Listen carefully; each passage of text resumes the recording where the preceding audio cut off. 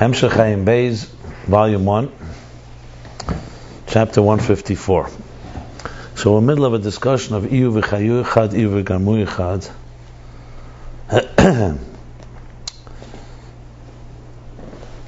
with explanation based on the Geras HaKodesh, the Tanya, Alter Rebbe, that Ichayu is Ur and Garmu are Kelim. So the meaning of Garmu literally means bones. So just like the bones of the body, of the skeleton, the primary structure and substance and matter of the body, the same thing he says, the primary structure of existence are the Kelim of Atzilus, Gvul. So even though air also has in it subtly spheres, but that's not the structure. And relative to the structure, it's shapeless, and it's energy. That's Gvul. And that is a critical component in creating existence. That when the Rosengar's desire that he wants a universe, a structured universe, Eir HaBli Gvul would not be enough. The Keich HaBli Gvul would not be enough. Because the Keich HaBli Gvul is the air is Gilui in infinite possibilities. It does not create structure. So though it's also distant from Atzmus, in the sense that Atzmus is not bound by it and not defined by it and so on, but it is reflective of Atzmus. Like he says, it reveals the Metzius of Atzmus. So on its own, it will not create structure, unless there's a message, a code embedded in it, where God says, I want structure, and then Keich HaGvul comes into play. On the other hand, Keich HaGvul is also from Atzmus. But Keich HaGvul, as he says, is on its own, is concealed, and only because there's a Keich HaBli Gvul that reveals, that's when we can appreciate the Keich HaGvul. Without Keich HaBli Gvul, we would have no yediyah, we have no awareness at all. Once you have it, then the Keich HaGvul reveals that it comes from Atzmus, and more importantly, it reveals that its power is actually in some ways deeper than the power of Gili, because it reveals the power that's unique to Atzmus, which is creation. Gilui, we also have Gilui in our lives. We also can reveal. It's a more so-called natural, seamless element. But creation is something completely different. Zerika, that is a Keich of Atzmus, it's a deeper Keich. But it's only revealed after we know, after there is a revelation. And we have the contrast then as well between Keich HaGvul and Keich HaBli Gvul. Which, as I said, was like almost a second point. Without the Keich HaBli Gvul, if Keich HaGvul, even if it had a little Gili, which it doesn't, it would also, you wouldn't appreciate it because you don't have anything to compare it to. Now you say Keich HaBli Gvul, which is revealing, and Keich HaGvul, you see something unique, so it reflects on a deeper power. And then he adds that Keich HaGvul reveals then also the Eifena Atzmus, which the Keich HaBli Gvul does not. The power of Bli Gvul reveals the Metzius Atzmus, that it exists. Reveals also Keich to some extent, even though not to the extent of the Keich HaGvul. But it also reveals that God has the power to reveal, and everything that it reveals. It reveals faculties, and it reveals strengths and powers of the divine. Infinite powers. But Eifena Atzmus we don't know. In the world of Eir itself, we do know. One level of Eir reveals a higher level. Eir Primi reveals to us the Eir Makiv, like he says. And you could figure out also the Eifen you can extrapolate from a certain energy, you can discover a deeper energy, a deeper light.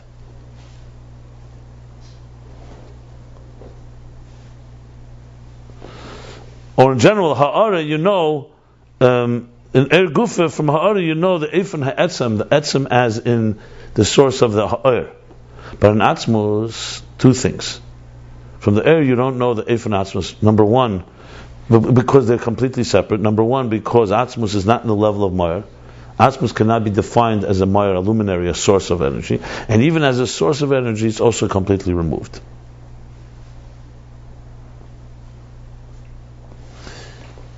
With Keich HaGvul, you don't even know Metzius Atzmus. Without the Eir HaBli Gvul. And that's why the Keich HaGvul is the main substance and structure of existence, which is the key point here. Now let's move on. Kuf Nun Dalet. Bottom of page 303. Now, this itself, that the Keich HaGvul is in a form of concealment, in other words, it just emerges and does not reveal anything.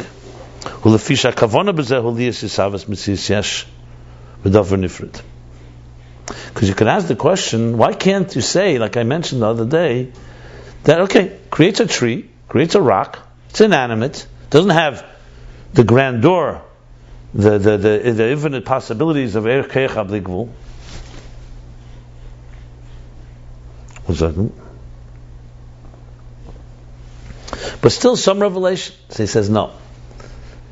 The kavanah in it is that there should be the Metzias Hayesh. Why is there a Keich HaGvul? Keich HaGvul is not just that there should be structure, but there should be structure that senses an independence. That's the key component now. If it was just structure, you could say, okay, structure, so it reveals the structured power of God, which would be Eir HaGvul actually, not Keich HaGvul. But then you would lack the component of it being feeling separate from. Then it would be a structure that is aware at all times of its architect. So Eir Habli Gvul reveals the whole magnitude. So he says no, but the kavanah is Metzias Yesh v'Dover Nifred. Something that is a yesh, meaning it's a sense of self, the Dover Nifred, and feels itself as separate from. Well, it's close to that. The one way close to that. Shezeu Helam Be'etzem. And because this is fundamental Helam.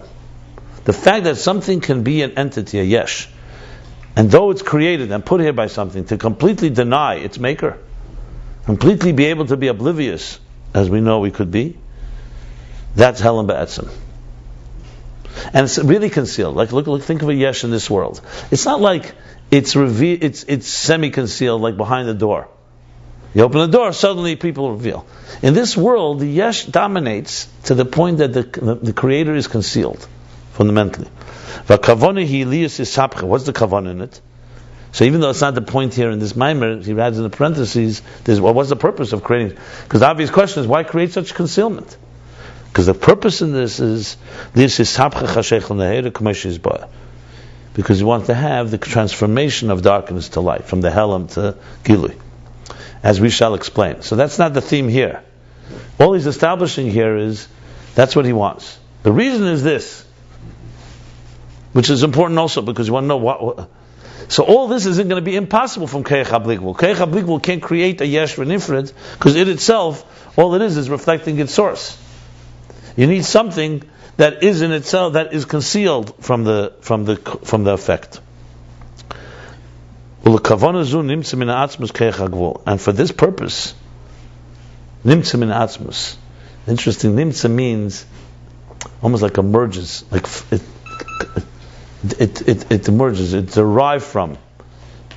It doesn't say created. Nimtza, let's see, derived from, emerges. There's another word I want to use. A nimtza. A product from, like nimtza, it's found. It extends from, and for this purpose, it extends from atzmus to Keich HaGvul. But it's still a creation of atzmus. It's still a borah. Doesn't say that word. He says nimtza, because the word borah is not appropriate here, because you're dealing with divine powers. So where does he learn this from? I mean, I don't understand. Where does he learn what from? That he can use nimtza over here, Because nothing can be created. I'm asking, where do you learn the word bara from? Bara is a creation of an existence. Divine force cannot be a creation. It's divine. A creation suggests something that is completely non-divine, and therefore it's like it has a certain. Wait, this is gvul. You're talking about gvul here, Keich HaGvul. Right.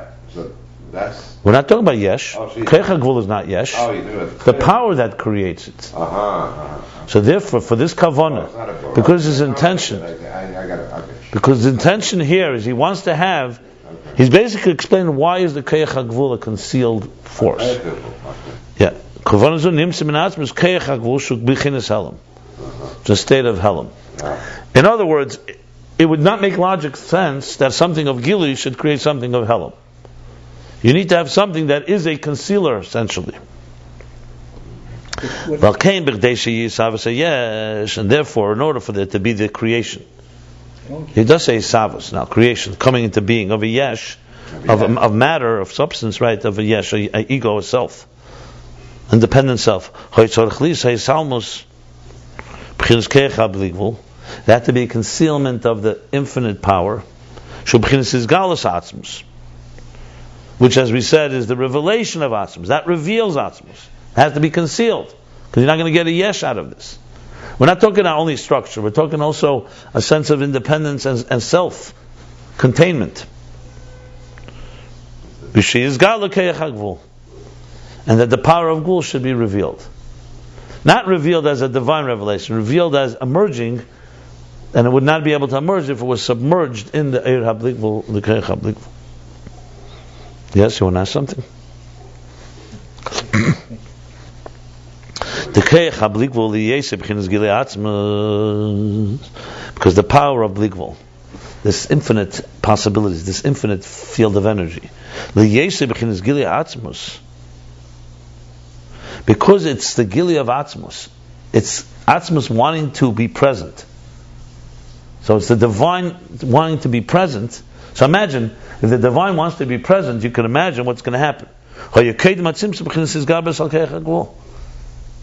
Because it is the divine's presence wanting to be present, so before the Tzimtzum, it's going to be in a dominate over the power of the finite. Because divine presence, like I said the other day, it's not if the king is present, in no way that an individual can just do his job. The king has to so-called be a step removed.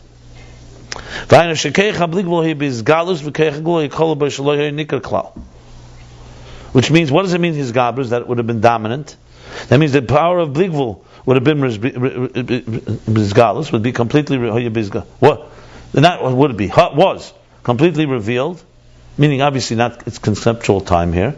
And the power to create would be in there. Yes, of course, one of the powers of the infinite power of divine is to create a structure, create a finite parameter structure in a yesh. But it would have been kol b'shloyo yanika klal. It would have been completely submerged in it. You couldn't recognize it at all. It wouldn't be distinct in any way. Again, this is a logical argument because God wants us to understand it. V'alkein hoyad tzimtzum. That's why there was a tzimtzum. Shenisalam eira einsof, that the eira einsof, the infinite light and energy, was concealed, and his gala keich hagvul, and the keich hagvul was revealed. And look, delve into what we discuss later. In the Mind Vayonim V'Cheshach Yer, that's volume 2, page 940. You guys are not up to that yet. Because you're still in the chapters. You're still in the chapters, right? Yeah. This is before. This is Shmini, I believe. Ayin Hey. We're in 800 something. Okay. Tough. Yeah. You're 500 pages ahead of us. Yeah, sure. I can go to I can start the first minor and be fine. So we got this clear, right? Yep. Yeah. At least the Clear, crystal clear. No, but the basic. Let's continue. And even though there's nothing outside of Atzmus, so this whole discussion is very interesting. What are you suggesting? What are you saying? It's solemn. The Keir HaBlikvul is concealed, but there's nothing outside of Atzmus. He doesn't mean Atzmus, the root of it all. That's obvious. There's nothing outside of. There's nothing outside even of the Eir Sof HaBlikvul. So why are you saying it's concealed or hidden or revealed? The infinite energy radiates after the tzimtzum, just like before the tzimtzum.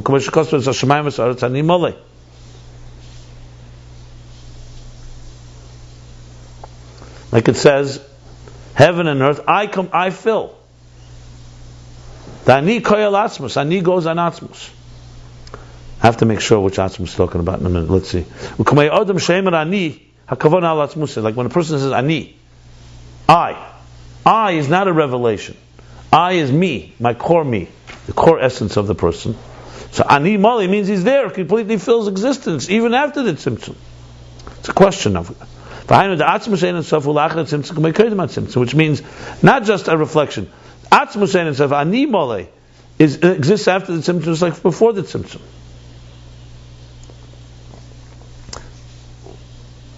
And he adds in parentheses, "V'ahev l'shurak ben Helen v'gili." The only difference is, so why do we say there's a difference between before and after?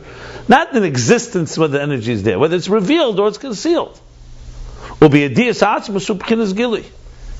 And furthermore, in the God's perspective, it's actually gili. It's only from our perspective. So two things he's saying. The difference between before Tzimtzum and after Tzimtzum is not a fundamental difference that there's no godliness after, it's just concealed. And furthermore, it's concealed for us. From Atzma's point of view, it's revealed too. It's like the teacher who conceals it. The student feels the concealment, but the teacher knows the whole idea in his mind. So the silk was only completely of Gilui, that's all. That's what he's saying right now. Yeah. Correct. He's asking a question. His question is, what is this, a game? Like, so to speak. He just made a whole case. That the Helam, you need Keich HaGvul. Why? Because the Keich HaGvul would radiate, it would be overwhelming. And the Keich HaGvul, the power of the finite, is concealed in it, is encompassed in it. That's why there's a Tzimtzum. He says, but even though the Tzimtzum, this is the question, even though the Tzimtzum is only a concealer, not a real fundamental remover. So in truth, the worlds are not a Metzias. It's only our perception that it's a Metzias. Which will bring back the question, so what's the Keich HaGvul? Just a game? Hold on, 1 second, let's see where he's going here. The Chen who Be'esis Harashima Gufa, the Kedem HaTzimtzum Lo Yahya B'chinas Metzias. And that's how it was. Before the Tzimtzum, what was doing with the Keich HaGvul? The letters of the Rishima, where were they? What form? They were not a form of Metzias. They were a form of a potential. Why? Because before that, the divine presence dominates. No letters. He has the power of it. There's the Keich HaGvul, but the truth is there's no Metzias. That's why the Tzimtzum, what's the Tzimtzum do? It conceals the Eir HaBli and reveals these letters.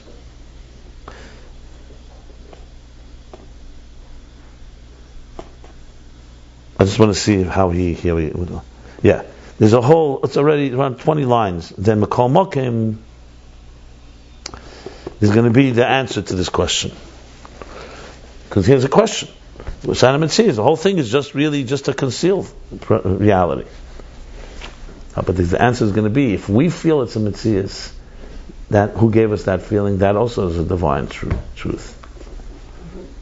Don't dismiss that. That's an important element. Because it's not a game. It is not a game. There's a true element of... Okay, let's see what he says. But let's continue. So there's the Shema.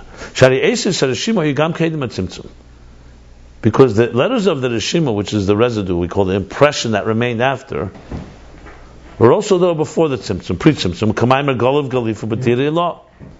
Like it says, Golav Galifa, he engraved,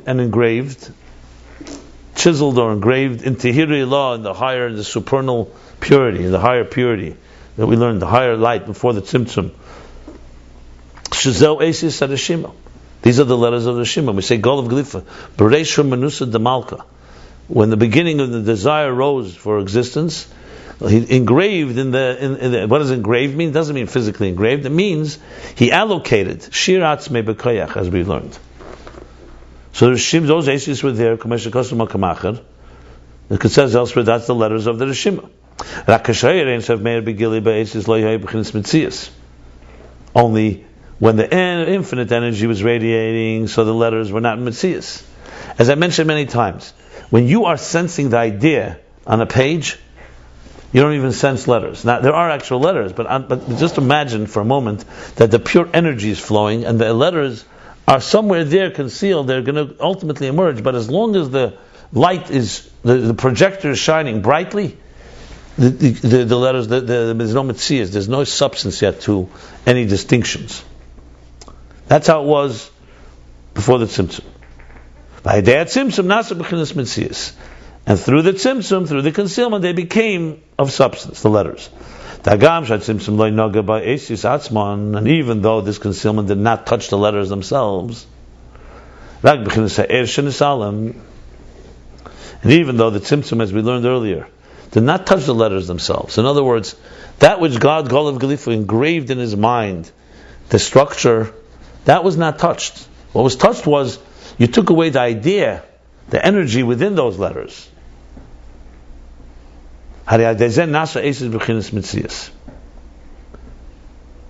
So the letters were not touched by the Tzimtzum, but the Tzimtzum affected everything to allow these letters to become substantial.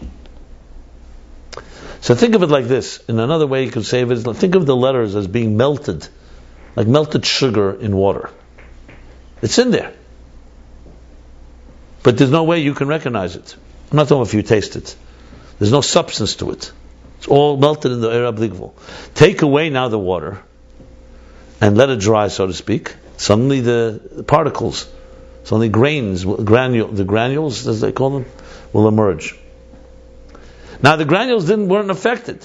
The Tzimtzum didn't change them. It's just take away the moisture and they emerge.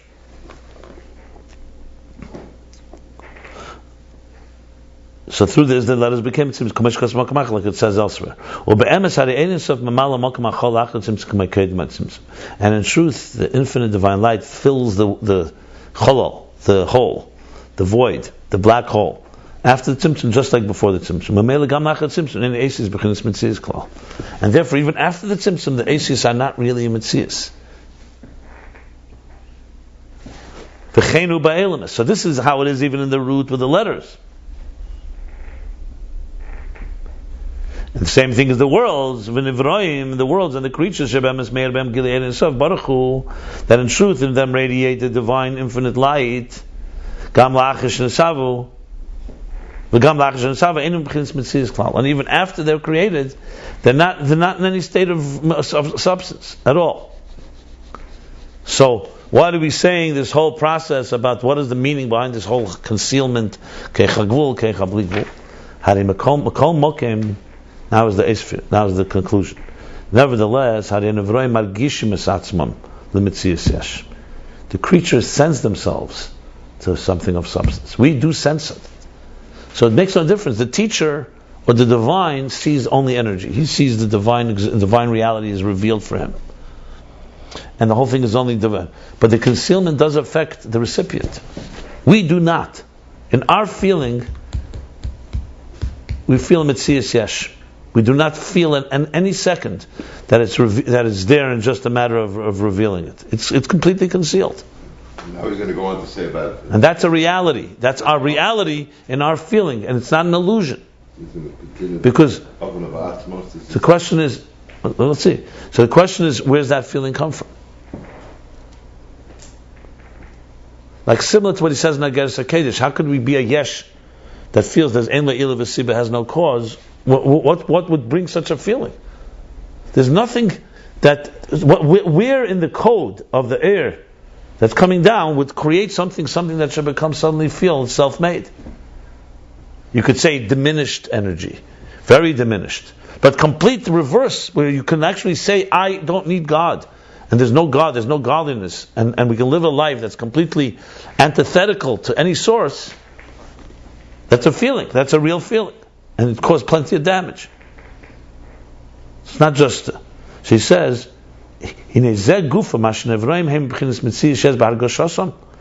itself, that the Nevraim creatures are, this is a very fundamental piece, that have this mitzvah in our feeling. That itself comes from the power of Gvul, that God has that infinite power. That's what he said. Only He has that power.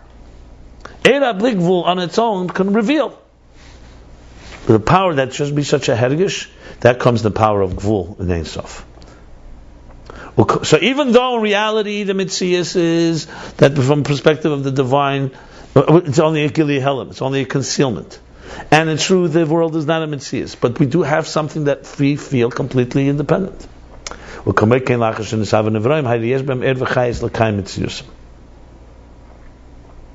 one second, let me stop a moment. It's going to confuse matters. And this Koyach HaGvul, as we learned at the bottom of page 302, comes from Koyach HaAtzmus, that Hu Levadeh. Only He can create something like this. So to see an existence, imagine, the greatest artist, the greatest architect, the greatest composer, the greatest author, If he were to create something, he's going to create something that's somewhat similar to himself. Even if he doesn't want to. You have no power to create something that's completely different than you. The fact that something exists that is so independent can only come from Atzmus, and that's the Keich HaGvul. So in addition to being a parameter, creating parameters, which is how we usually define Keich HaGvul, it's also creating Yesh. Very important point. Very important point. Now he says the second thing. Ukamei Kain, also, and similarly, Ukamei Kain also, la'achrish and esava nevroim har yesh bem er v'chayis l'kayim mitziyusam. We're not talking now the hergish of the yesh, feeling of yesh. After the creatures were created, they have a light and an energy, a life force that sustains them. That too comes from the Keich HaGvul.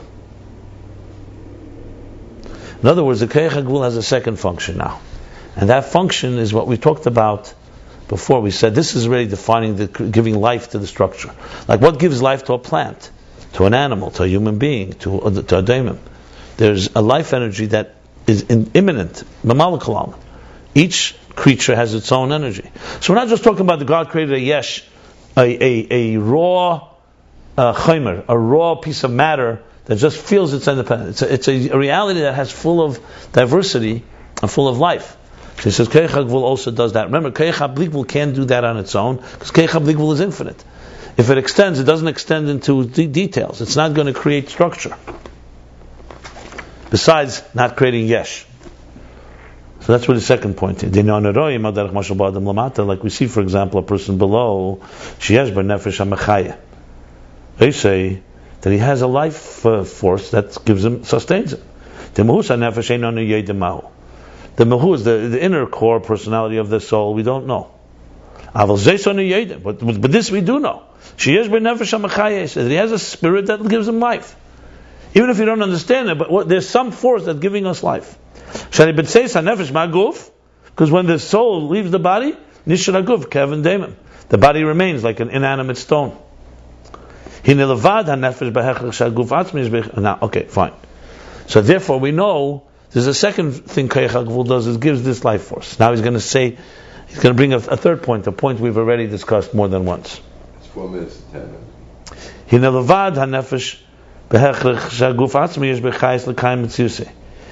Now, besides the nefesh that we talk about that gives life, makes us move, the heart, the mind, and so on, you have to say that the body itself has chayas, has a life force that sustains its substance. Because even when the soul expires and leaves, the body remains at least in a form of an inanimate, at least like a stone. In other words, something is there. It's taken out alive, moving and so on, what we call biological life, but it's present. It exists. So we have to say that there's something that gives it life. And this is in the Vad, this is separate from, in addition to, besides the kista, the shadow of life that remains from the spirit even after it leaves the body. That's why you see a warmth in the body, you still see reflexes, you still see some remnant remains even afterwards. He's saying, he's not talking about that. He's talking about the actual substance of the body, not just a residue of the life that was there before.